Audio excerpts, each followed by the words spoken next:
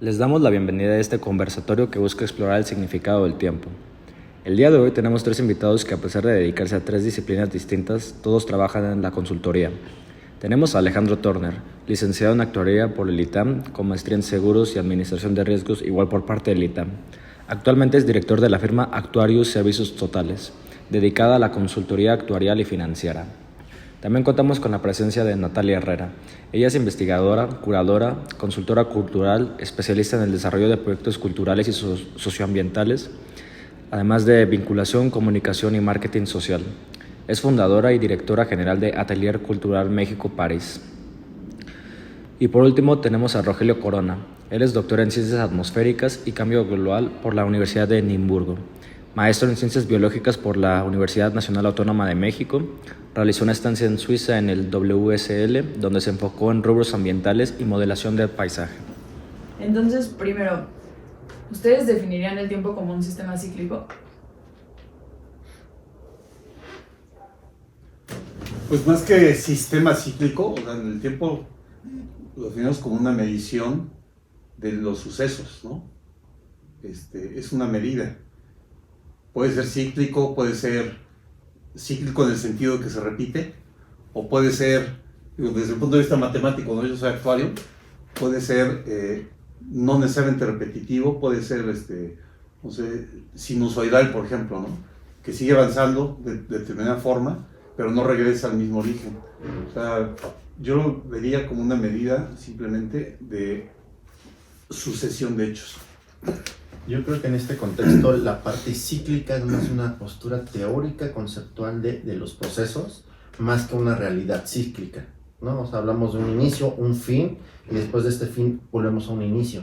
Y ese inicio es el que vuelven a reconectar de una postura teórica a lo que le llamamos los ciclos, ¿no? Entonces, yo también lo veo como un proceso lineal, sin embargo, con el fin de abstraer o poder tener una representación gráfica o teórica de los fenómenos, ocupamos este fenómeno de circularidad o ser cíclico, ¿no?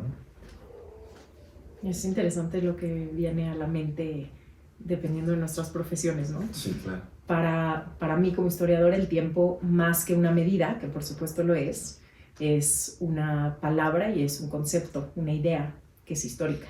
Entonces, incluso la medida ha cambiado dependiendo de la etapa histórica de la que estemos hablando. Pero creo que en este ámbito te refieres más a el tiempo tal vez geológico. Pues igual social, como en algunas antiguas civilizaciones. No, si a eso hablamos, el tiempo definitivamente hoy pensaríamos que en casi ninguna cultura el tiempo es cíclico, ¿no? Pero antiguamente muchas de las culturas antiguas pensaban el tiempo como algo cíclico, la temporalidad como algo cíclico, ¿no? Tal vez sea algo muy judio-cristiano, el pensar en el tiempo lineal, ya de una manera más teleológica. Sin duda, culturas como la Hélade pensaban en lo cíclico del tiempo, incluso la cultura judía antigua. Hoy, a partir del protocristianismo, podríamos pensar que el tiempo es lineal, ¿no? Un inicio y un fin, y podríamos datar el inicio con Adán y Eva, ¿no? O tal vez tú con el Big Bang, o incluso mucho antes, ¿no? Con el universo. Entonces, pues no, mi respuesta sería que no es cíclico. Y, por ejemplo, en esto de las civilizaciones, ¿cómo se relaciona la disponibilidad de recursos con el crecimiento y el colapso de una civilización? ¿Quieren decir? Pues bueno, yo lo relacionaría de la siguiente manera. Primero, apuntalar que para el ser humano siempre ha sido necesario el buscar patrones, ¿sí? Patrones para que le den una estabilidad de hacia dónde va, cómo llegar, etc. Entonces busca signos, busca símbolos, busca indicaciones que permitan ubicarlo, y gran parte de eso son los ciclos, por ejemplo. Y vemos los ciclos físicos, ¿no? De la naturaleza. La luna, que cada 28 días tiene su propio ciclo, el día y la noche, la vida y la muerte, la cosecha y la siembra. Entonces, de ahí justamente hay quien dice que surgen las religiones, ¿no? Por ejemplo, Mircea Eliade, que es un escritor que toca mucho el tema de las religiones, el mito del eterno retorno, ¿no? Todo regresa, todo regresa. La propia ciencia, ahorita que mencionabas, el Big Bang, ahí está el libro. Lo acabo de acomodar. El Big Bang, pues hay un Big Bang, pero también hay un Big Crunch, ¿no? O sea, el Big Bang es la expansión, pero después todo regresa y vuelve a concentrarse en un Big Crunch y otra vez. Y eso lo ves en las religiones también, en las religiones hindúes, por ejemplo, o en general en muchas religiones orientales.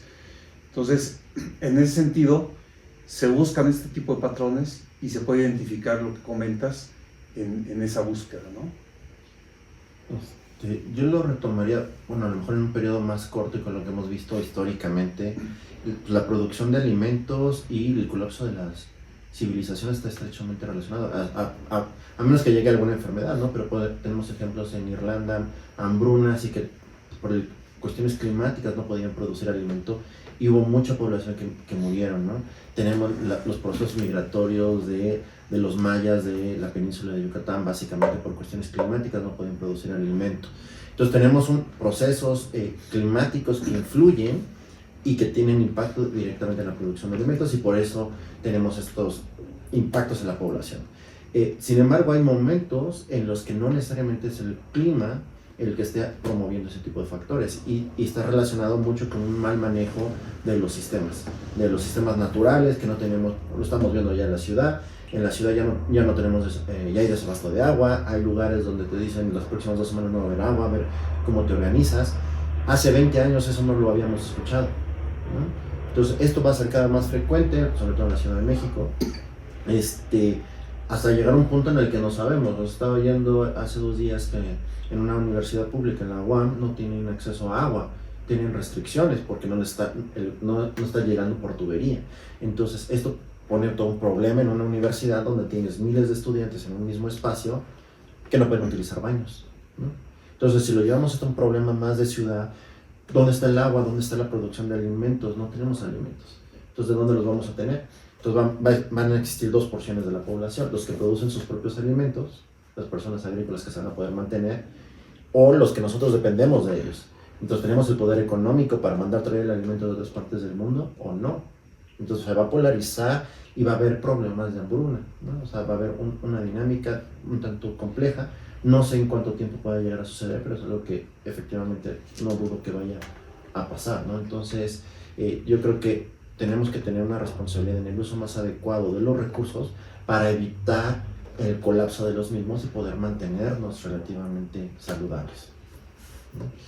Sí, sin duda. A mí me gusta mucho pensar en términos históricos en la huella que ha dejado el hombre y lo que necesita también, ¿no? Porque podríamos hablar, hay filósofos franceses y en otras partes del mundo que están hablando del antropozoico, ¿no? Y ya pensar en esta etapa del planeta como un momento en el que el impacto humano está siendo enorme y tal vez ninguna especie antes había tenido un impacto así y probablemente no haya otras después, pero lo importante sería pensar en lo que ha generado el ser humano después de la revolución industrial, ¿no? Porque antes, pues, el ser humano era uno más en toda la creación o en todo el planeta y no existía pues un impacto notable a partir de su existencia. Después de la revolución industrial ha sido rapidísimo el cambio en el planeta debido a la mano del hombre. Entonces, para mí es a partir de la revolución industrial que el ser humano se encuentra en esta situación en la que pone a todo el planeta en riesgo, ¿no? Justamente esto se relaciona con la siguiente pregunta, que es ¿cuáles creen que hayan sido los momentos claves en el pasado de México que nos han conducido a lo que somos hoy en día? ¿De México nada más? Pues si no es divagar mucho irse universalmente, puedes hacerlo. Bueno, yo así dentro de la parte universal, yo pensaría que desde que el humano tuvo la capacidad de construir y poder establecer la agricultura y ser Así es, sedentario, yo también vino el pienso parteaguas, sí. ¿no? O sea, muchos animales tienen la capacidad de sí, de alimentarse, reproducir, pero tienen estos procesos migratorios, ¿no? Nosotros cuando pudimos modificar el ambiente, luego lo aceleramos en la revolución industrial, Sin duda. ahí fue el problema, ¿no? Ya en cuestiones más recientes, pues las dinámicas de política como se están implementando a nivel nacional, no quiero hablar solamente del último sexenio, ¿no? Pero particularmente en este periodo ha sido el desprecio de la ciencia es rotundo, entonces si no podemos tomar decisiones basadas en la ciencia, ¿bajo qué lo vamos a creer? Las vamos a generar bajo dogmas, bajo un sentimiento emotivo. O sea, y la ciencia es la única forma que podemos alcanzar objetivos reproducibles y si encontramos un error, hacer cambios. Entonces yo creo que hemos tenido procesos históricos, así la revolución industrial, pero también estas revoluciones de conciencias, pero cuando empiezas a penalizar y empiezas a meterle un pie a la forma de pensar, yo creo que eso acelera todavía nuestros problemas o sea, aceleramos nuestro fin, ¿no? O sea, al final, los que podemos llegar a solucionar las ideas nos están diciendo no pienses, no nos digas las ideas cómo podemos revertir el problema, ¿no? Porque si no reconocemos que hay un problema, todos están felices.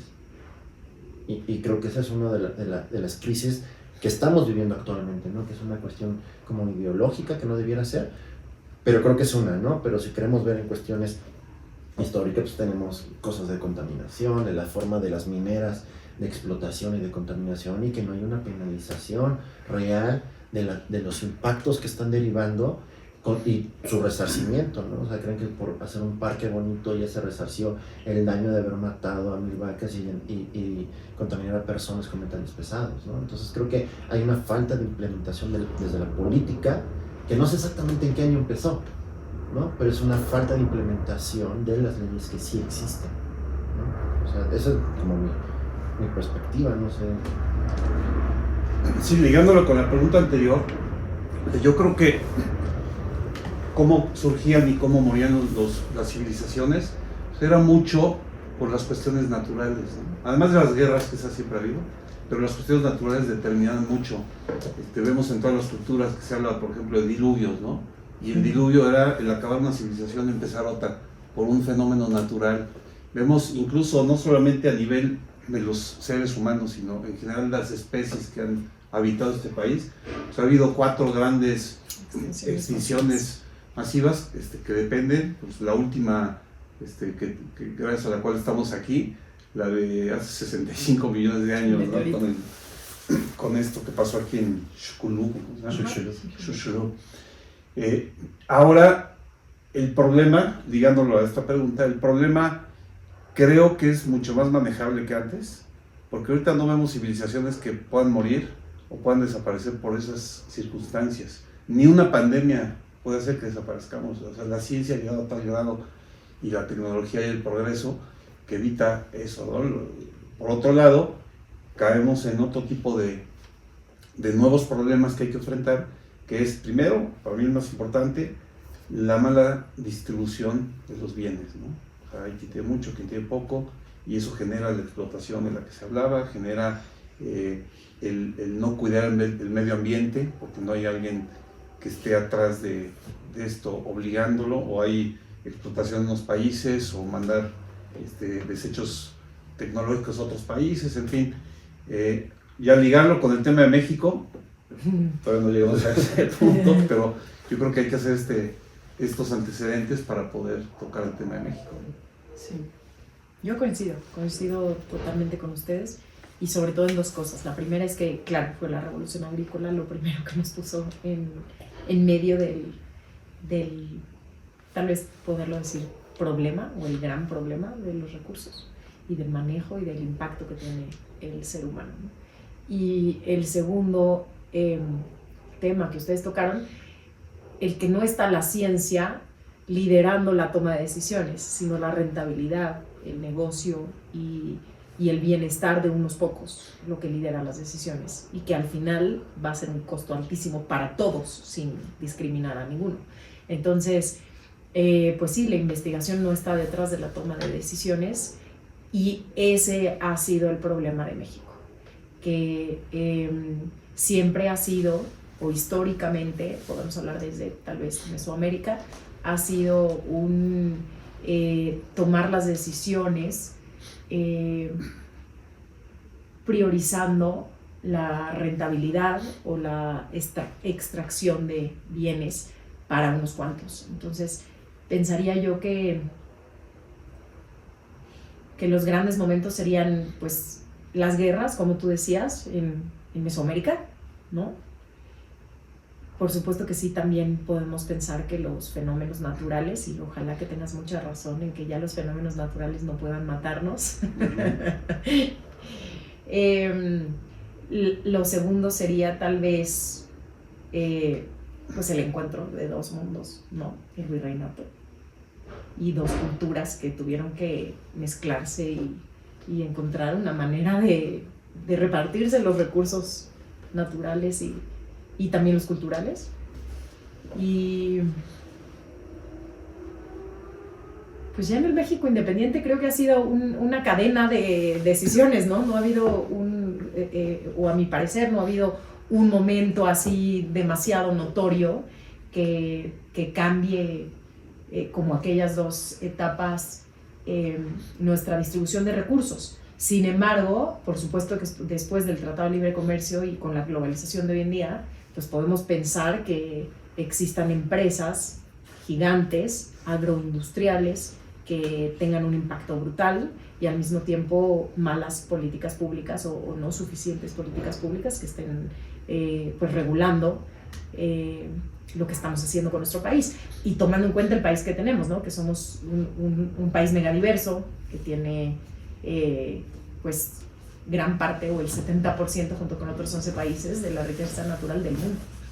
Entonces pues más responsabilidad debería haber. Sí, y cada vez es un problema global que se atiende también globalmente, ¿no? Pues no solo depende de México, sino de cómo se está comportando en ciertos temas particulares el mundo. Por ejemplo, antes las gasolinas tenían plomo, ¿sí? Eso se quitó a nivel internacional y México pues las quitó también. Pues cada vez ha habido un desarrollo ecológico que va ligado, ¿no?, a decisiones y ojalá no lleguemos a un punto en el que nos cerremos al mundo, ¿no?, como había muchos países antes.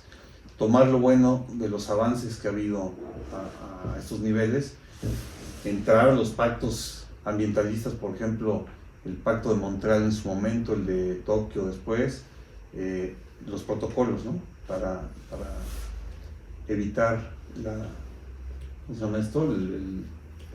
El problema del calentamiento global, de la capa de ozono, etc., ¿no? O sea, alinearnos y no ser negacionistas en ese sentido. Bueno, ahora cambiando un poquito de tema, o sea, en el evento relación-tiempo, ¿piensan que es aleatorio o que puede existir algún sentido lógico para estos sucesos? Yo creo que para mí ese es un tema súper importante, ¿no? Que no está definido. O sea, yo me iría a una pregunta antes de eso, la aleatoriedad, es decir, ¿existe realmente el azar o no existe? Eso no está determinado, ni filosóficamente ni matemáticamente, a nivel conceptual, ¿no? Es decir, hay causalidad, hay determinismo, ¿no? Por mucho tiempo se buscó explicar el mundo a través, y hubo avances gigantescos que todavía siguen funcionando, la mecánica clásica, ¿no?, de Newton, donde determinabas la posición y la velocidad de una partícula en cualquier momento, o de un planeta, o de lo que quisieras.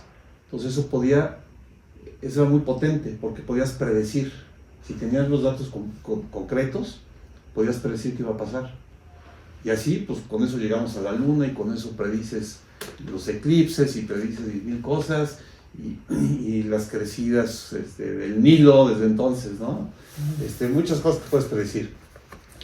Pero eso no implica que tú puedas determinar una regla. Después eso se eliminó con la mecánica cuántica, por ejemplo, con el principio de incertidumbre de Heisenberg, en donde se vio que no puedes determinar la posición y la velocidad de una partícula al mismo tiempo. Claro, es a nivel cuántico. A nivel humano, pues la práctica, o sea, nos movemos con base en eso. Y te subes a un avión y sabes que no se va a caer porque funcionan las leyes de la mecánica tradicional.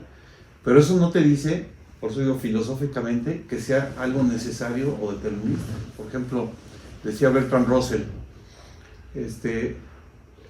tengo un pavo que lo he alimentado en enero, en febrero, en marzo.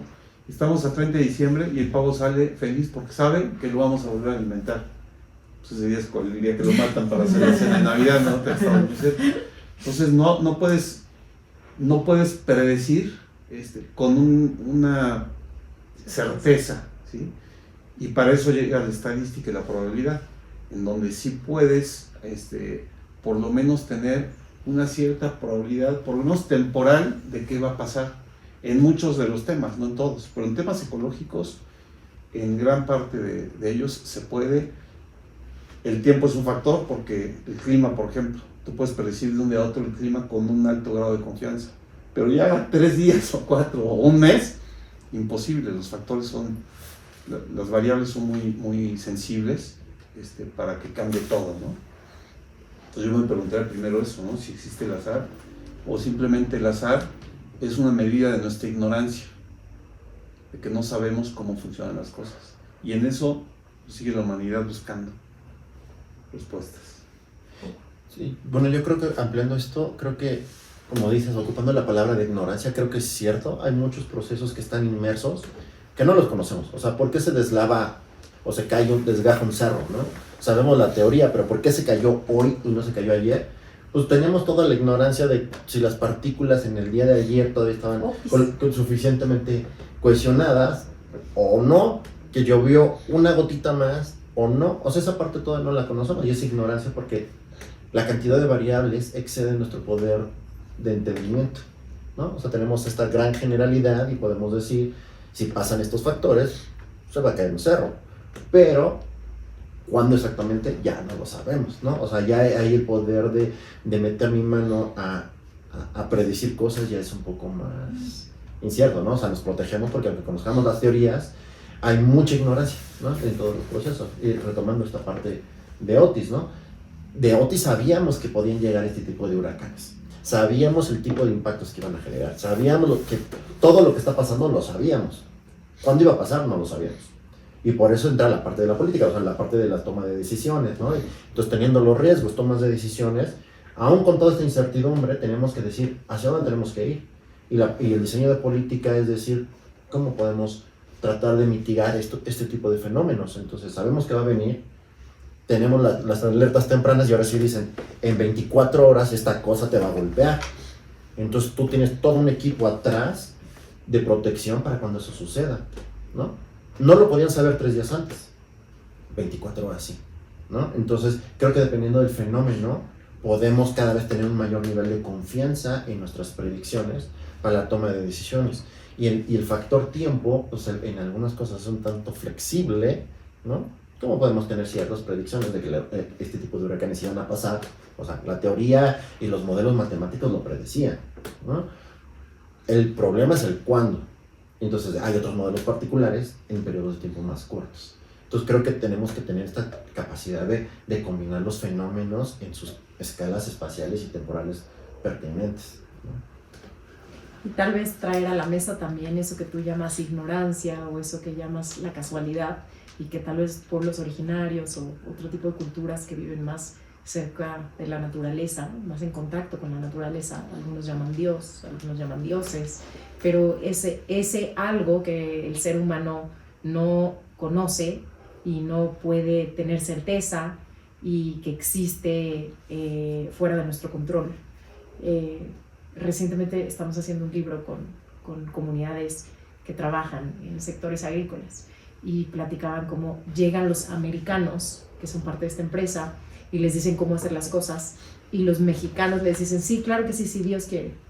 Y al día siguiente dicen, no, pero es que vas a regar a esta hora y con y te voy a mandar la receta exacta. Dice, sí, si Dios quiere. Y Dios quiso que ese día lloviera muchísimo, no regaron.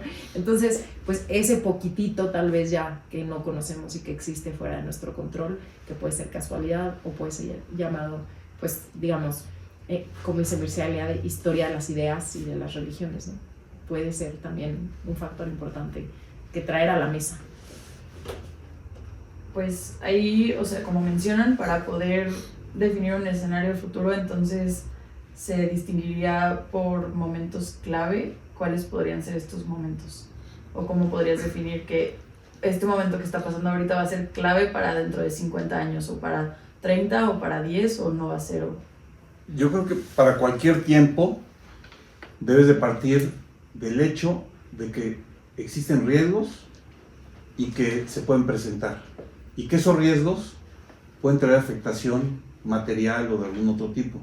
Entonces, ante esto, lo que ha tratado de hacer el hombre, como decía, hay un escritor, hay un libro muy bueno que le recomiendo, de Ian Hawkins, que se llama La domesticación del azar, que es, existen los riesgos, pueden pasar, ¿qué hacemos? Pues tratar de domesticar eso que puede pasar. ¿Qué es domesticarlo? Pues es prever las consecuencias que puede haber y tratar de aminorar los riesgos en la medida posible, eliminar los que puedas y tratar de convivir con ellos. ¿Cómo? Y pongo el ejemplo de Otis, ¿no? De cualquier evento contingente que pueda traer una pérdida material. Tú puedes medirlos, puedes ese riesgo repartirlo. Por ejemplo, los seguros así funcionan. O sea, yo sé que si tengo aquí 1000 personas de 30 años, yo sé que este año van a morir 3 de ellos. O sea, 3 al millar. Que eso es la tasa actuarial o matemática de fallecimiento de personas de 30 años. Entonces, es una información súper valiosa. Yo sé que 3 se van a morir. No sé quiénes. Bueno, si fuera actuario italiano sí sabría quiénes. Pero, ¿qué puedo hacer ante eso? Pues oye, si se van a morir, un seguro, ¿cómo funciona? Le cobra acá, vamos a pensar que le voy a dar $1,000,000 de suma asegurada a cada quien. Son 3 millones de pesos que sé que voy a gastar. Le cobro a cada uno 3,000 pesos y con eso voy a poder pagar los 9 millones, los 3 millones de cada persona. Convertí un evento material catastrófico de $1,000,000 de pesos, por ejemplo, para que pueda pasar a cualquiera, en una pérdida real bajita de 3,000 pesos. En el Otis hubiera pasado eso, en cualquier seguro. Oye, no hablamos de las pérdidas, los fallecimientos, etcétera, pues eso no tiene precio y es imposible resarcir. Yo hablo de la afectación económica, ¿no? De la afectación en un país de una devastación como esta o como la propia pandemia que hubo hace poco, etcétera. Prever el riesgo, medirlo y poder actuar en consecuencia. No es un podcast de política, pero para eso el Fonden, por ejemplo, era prever ese riesgo. Con ese Fonden se hubiera podido resarcir gran parte de las pérdidas materiales, no las humanas, eso no hay forma, de Acapulco, por ejemplo, con un reaseguro. Es decir, no sé en dónde va a pegar el próximo huracán. Puede ser en Acapulco, puede ser en Cancún, puede ser en cualquier otro país del mundo. Entonces, siempre va a haber huracanes en todo el mundo en algún momento dado. Y es equivalente a los jóvenes que yo decía. Sé que va a haber 10 huracanes grado 3 o más en un año, y que va a afectar más o menos tanto, y necesito tanto dinero. Pues que cada país, que cada ciudad se asegure por una cantidad pequeñita, y ahí hay fondos suficientes para hacerle frente a cualquiera de estas situaciones. Entonces es domesticar el azar, ¿no? Yo creo que es lo que ha faltado y creo que es muy importante tomarlo en cuenta. Y creo que complementando, ¿no?, la parte de educación, porque si tomando tu mismo ejemplo, sabemos que 3 de los que están aquí se pueden morir. ¿Cuáles son las causas más probables de muerte? Y puede ser accidente automovilístico. Un poco de educación y podemos bajar esas tasas, ¿sí? ¿no? Y al final tenemos las estadísticas, pero tenemos el conocimiento. Y entonces en ese caso los escenarios no son proyecciones de esto es 100% seguro que vaya a pasar. Si no hacemos nada, esto es probable que suceda.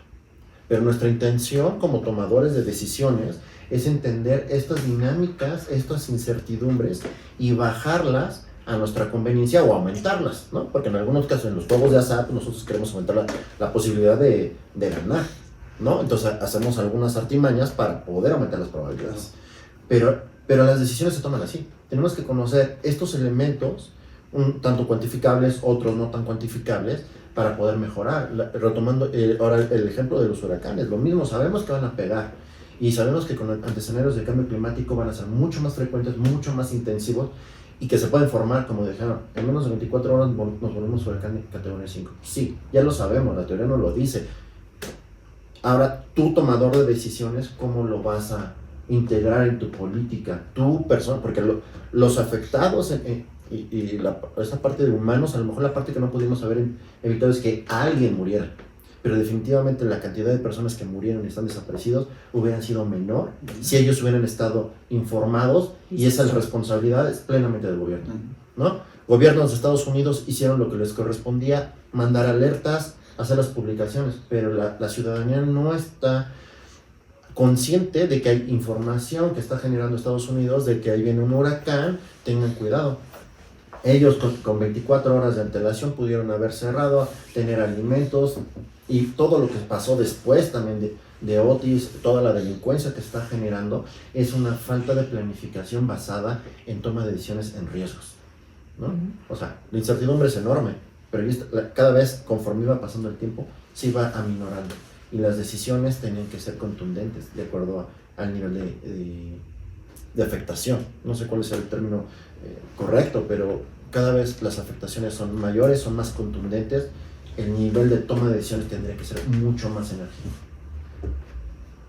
Totalmente de acuerdo. De ahí la importancia de tomar decisiones basadas en la ciencia, ¿no? Sí. Bueno, cambiando un poquito de tema, aquí una definición en sus palabras. ¿Ustedes cómo definirían un socioecosistema? Pues a lo mejor empiezo yo primero. ¿De veras? Sí. Bueno, el socioecosistema es un término como relativamente actual, ¿no? Porque normalmente la parte biológica, y todos los que nos dedicamos a la parte como ambiental, nos veíamos como el humano, como el agente externo, desvinculado de los sistemas naturales, de los ecosistemas. De repente, con este proceso que nos estamos viendo que somos vulnerables, porque si no tenemos un ecosistema saludable, tenemos enfermedades, no tenemos producción de alimentos, no tenemos acceso a agua, muchísimas otras cosas. Entonces empezaron a decir, tenemos que ser corresponsables de las dinámicas de los ecosistemas, no como este ente todopoderoso que puede dirigir la dinámica de un ecosistema, sino que nosotros, aunque sí podemos dirigirlo para bien y para mal, también podemos ser modificados, nuestra dinámica puede estar modificada por el ecosistema. Entonces, en esta visión del socioecosistema, nos formamos parte del sistema y dejamos de tener esta actitud como egocéntrica de todo gira alrededor mío. Y ahora yo dependo de todo lo que gira alrededor mío. Y yo formo parte de esto que gira alrededor de otras cosas. Entonces cambia nuestra conceptualización de la forma de abordar problemas. Entonces, el socioecosistema, desde esta postura, nos ha abierto un abanico de elementos de cambiar nuestras formas de pensar y la forma de relacionarnos con el mundo, ¿no? Entonces... y bueno, tal vez está también para ti, Rogelio, el tiempo en la ecología, ¿cómo lo definirías? Creo que nos regresa como un poquito a la primera pregunta, ¿no? Donde hablamos del tiempo, de este proceso causal como un proceso que es dinámico en el tiempo y donde la ecología responde a estos procesos cíclicos, ¿no? O sea, bien hablabas del ciclo de la luna, que muchas comunidades, culturas indígenas se regían con los ciclos de la luna para las siembras, ¿no? Los ciclos que a lo mejor desde su perspectiva, su cosmovisión, tiene cosas que actualmente podemos justificar desde la ciencia, pero ellos lo calcularon y lo analizaron de otra manera. Entonces el tiempo forma como estos procesos que podríamos verlos en algunos casos como estáticos, en unas cosas como dinámicos, dependiendo de la aplicación que se le diera. Y en cuestiones de ecología, pues lo vemos como este proceso evolutivo de los componentes de los sistemas ambientales. Entonces yo lo veo como el eje motor que dirige los cambios. ¿Cuáles cambios? Ya son otros componentes, ¿no? Pero el tiempo es el proceso que está empujando a los cambios. Para bien o para mal, pero está provocando esos cambios.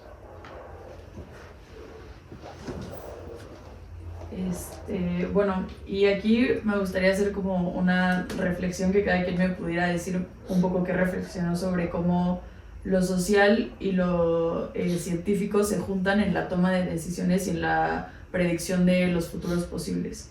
O sea, más o menos en cómo nos ayuda a entendernos a nosotros como un socioecosistema que nos rodea, o sea, que no depende únicamente de las variables humanas, sino también depende de todas las variables naturales y además de todo lo que hemos visto sobre la historia de nuestra humanidad. Entonces, esto cómo nos ayuda a planificar los futuros posibles. Pues yo creo que eso sigue siendo el gran reto y además el gran logro que ha tenido la humanidad, ¿no? El poder predecir eventos, y gran parte de esto se ha debido a la técnica, a la ciencia, en donde se han podido establecer, desde que empezó la teoría de la probabilidad, por ejemplo, que nació justamente con los juegos de azar que decías, con Pascal, por ejemplo, que querían saber las probabilidades de un juego de dados, etc. Eso generó toda la teoría de probabilidad y estadística que ha permitido encontrar distribuciones de probabilidad. No voy a entrar en algo muy técnico, pero es simplemente la forma en que se comportan en la vida real muchos sucesos, sean biológicos, sean humanos, sean del clima, sean de fuera de la Tierra, etc. Cómo se comportan las variables y cómo generan distribuciones, es decir, cómo se reparte las salidas de un sistema en el tiempo, y eso permite hacer predicciones. Por ejemplo, la distribución normal, ¿no? O sea, tú sabes que en muchos sistemas biológicos o sistemas sociales humanos se va a comportar ciertos hechos de los hombres o de la humanidad con base en esa distribución. No sé, llega la gente a un auditorio y se sienta al azar, ¿no? Tú no sabes, hay un proceso aleatorio, tú no sabes en dónde se va a sentar cada una, pero sí puedes predecir, pronosticar que se van a sentar la mayoría adelante y en medio, y luego se va distribuyendo hacia los lados. Esa es una normal. Y como ese comportamiento, como esa distribución, hay muchas otras comportamientos sociales que permiten hacer predicciones. Y hay muchas distribuciones, la Bernoulli, la Poisson, que algunas pueden modelar sistemas humanos, sistemas biológicos, etcétera, de diferente naturaleza para poder predecir, ¿sí? Digo, no en balde con eso, o sea, hay gente que ha hecho negocio, ¿no? Pues Las Vegas se basa en eso, o sea, las máquinas de Las Vegas, los juegos de azar, saben perfectamente por la distribución justamente que tienen bien medida cuánto va a ser su utilidad, su ganancia. Entonces, yo creo que es una herramienta muy importante que ha servido para predecir lo que antes eran los oráculos, que no tenían ninguna ciencia, pero el hombre siempre ha querido predecir, y es muy útil predecir el futuro para poderlo modelar y poder tomar decisiones que eviten caer en situaciones pues no agradables. Bueno, yo cambiando un poquito, creo que el enfoque, estoy pensando por ejemplo en los romanos, ¿no? Los romanos, esta cultura, este mega imperio, ocupaba la técnica a su forma, la ciencia, sus predicciones y sus apuestas a cómo iba a conquistar, ¿no? Y aún así trataba de ocupar las mejores técnicas de todas las demás culturas. O sea, era una piraña que llegaba, pero no destruía. Iba y aprendía porque reconocía que el conocimiento era poder, ¿no? Les aseguraba, por eso duró tanto ese imperio, ¿no? Y hasta la fecha seguimos reproduciendo muchas cosas que se hicieron en ese periodo.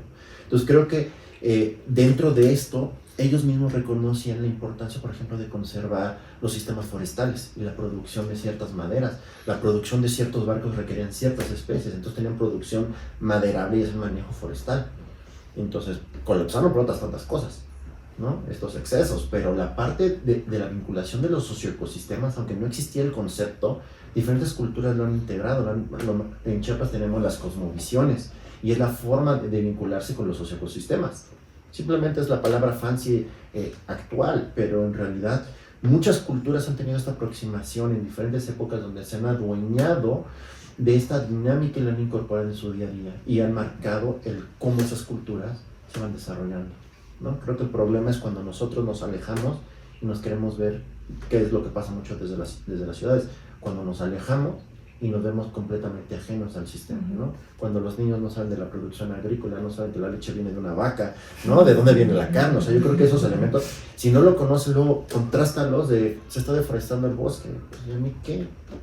A mí me llega la carne en un paquete, yo no sufro, ¿no? Entonces, esta descontextualización de realidades creo que es un factor importante que vivimos principalmente en la ciudad, ¿no? La gran ignorancia que o promovemos por no educar o porque las nuevas generaciones no están tan abiertas a recibirlo, no lo sé cuál sea la verdadera razón, pero creo que es un problema.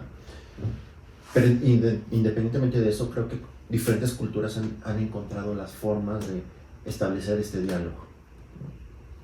Sí, yo coincido también contigo en eso. Me parece muy interesante tu respuesta. Porque para mí el problema es un problema cultural, ¿no? Actual. Como tú dices, no todas las culturas han vivido así, de esa forma tan antropocéntrica, de esa manera en la que nos sentimos dueños de los recursos, para empezar, ¿cómo los llamamos, no? Los recursos. Y creo que, y la esperanza es que está cada vez más tomando conciencia el ser humano y sobre todo los jóvenes de lo que es el patrimonio biocultural, ¿no? Ya no separar lo cultural o lo social del medio en el que nos desenvolvemos, sino pensarnos como parte de ese medio y que todo nace de ahí. Y a mí me gustaría cerrar mi aportación con dos definiciones de lo que es patrimonio biocultural. Una es de la UNESCO, que es organismos vivos y hábitats con rasgos presentes debidos a la acción cultural del tiempo y del lugar.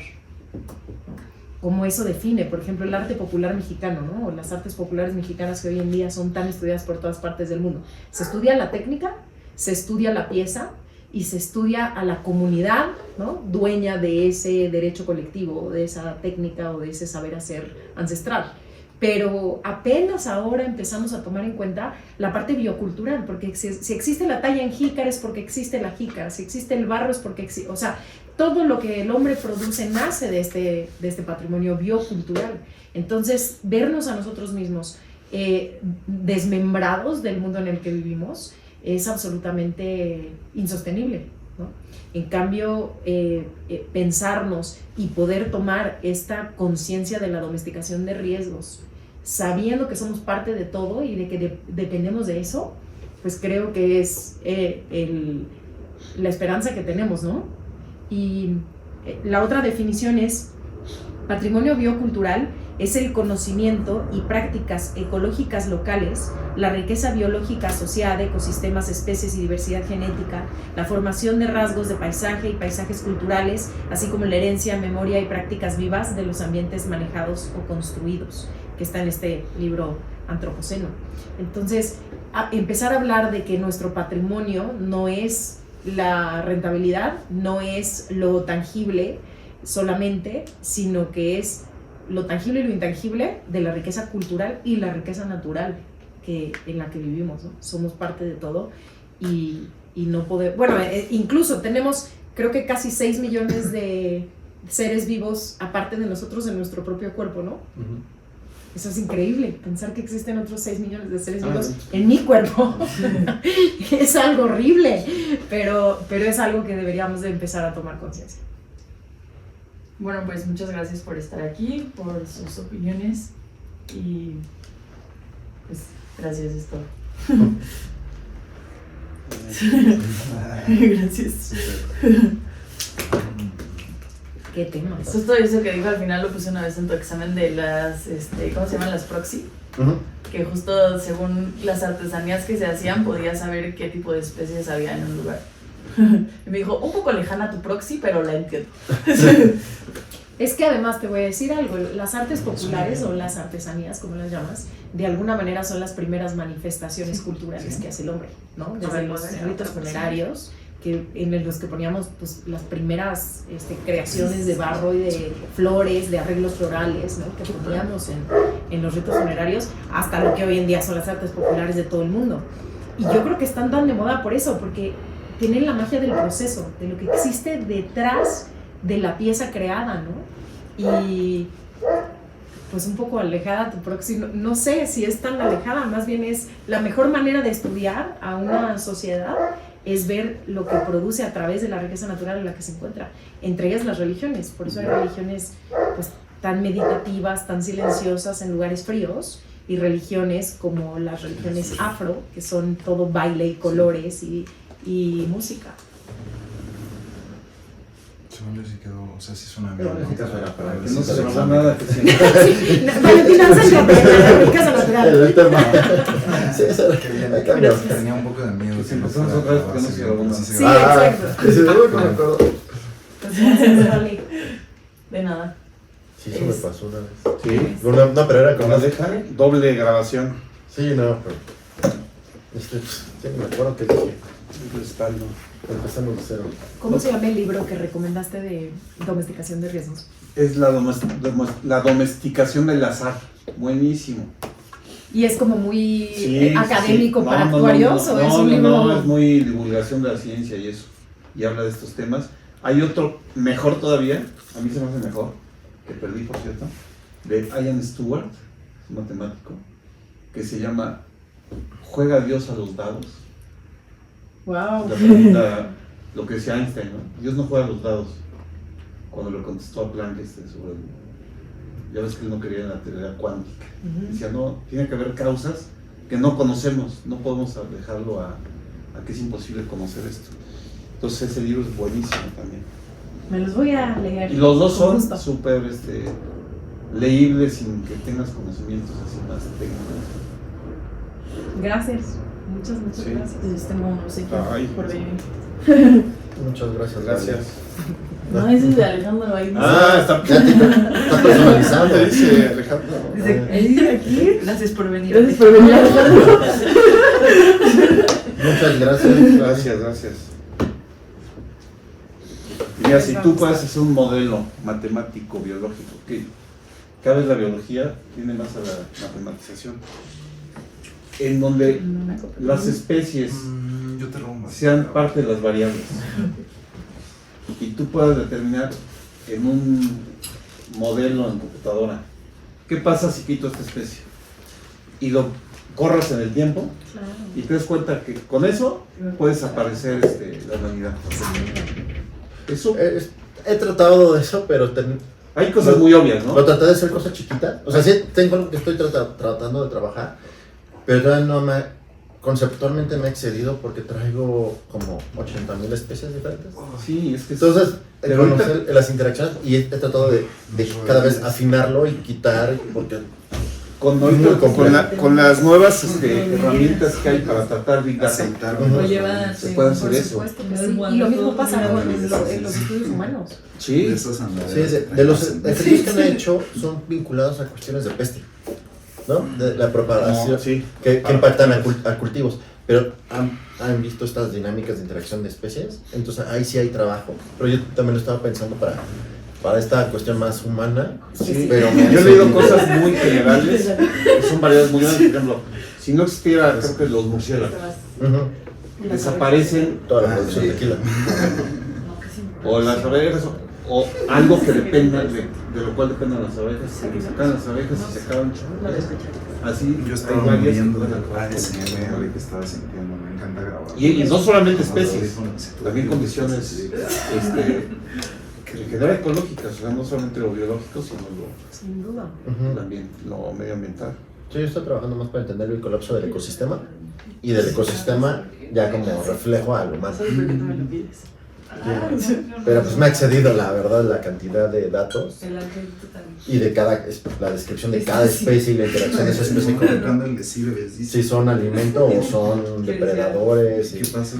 A esa parte todavía sigue en el tintero, no es algo que deseche, pero sí, definitivamente es algo importante e interesante. ¿Sí? Pues qué interesante. Creo que ese libro les va a gustar. Qué bueno que lo elegiste, Val.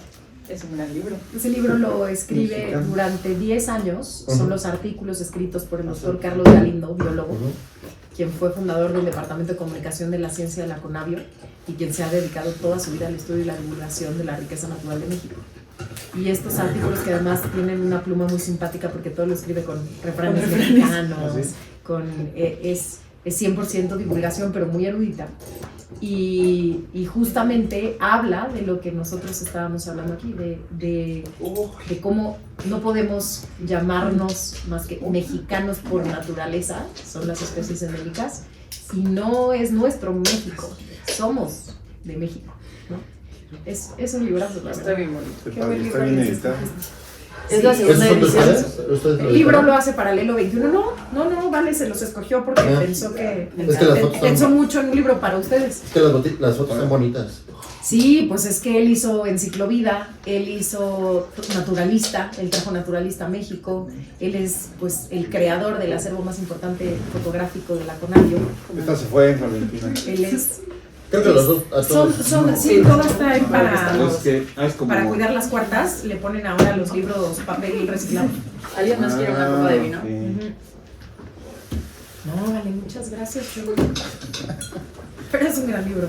¿Quién es ahorita el director de Conavio? ¿Quién quedó? No sé quién Con quedó, pero le pidieron su Dante, ¿no? renuncia tanto a Sarucán como a Lindo. De hecho, la introducción de este libro, en la segunda edición viene la introducción de Sarucán. De hecho, Sarocán ahorita está en ciencias. A las ¿Cómo se llama? 5:30 Sí, tenía aquí está. presentación. Es un tal Dante, según yo. ¿Cómo se Es llama? buenísima. Frida. Su introducción es buenísima. ¿No es Beethoven? Sarucán hizo la introducción de este primer tomo. Así es. Él es un... Frida. ¿Tú, Alejandro?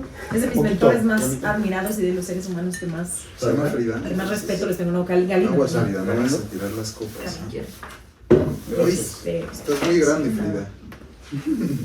por ejemplo, pone Rosario Castellanos. Bueno, esto lo puso Luis Jorge Arnau, que es el director de la editorial. Y otros sí lo Pero escriben, pone- de hecho. Rosario Castellanos, poeta mexicana del reino Animalia, especie humana sapiens, Concibe. género femenino, familia chapaneca chilanga. Está chistosísimo. Sí, es un gran libro, la verdad es que... Y además, pues hacerte consciente de lo divina que es la riqueza natural de México. Mío. El tuyo está ya listo. Ah, Yo tenía mi copia y se la... Oye, Pico, que deje de grabar, ¿no? Ah, sí. No, faltan las tenía conclusiones de su Valentina. primera edición, Sí. pues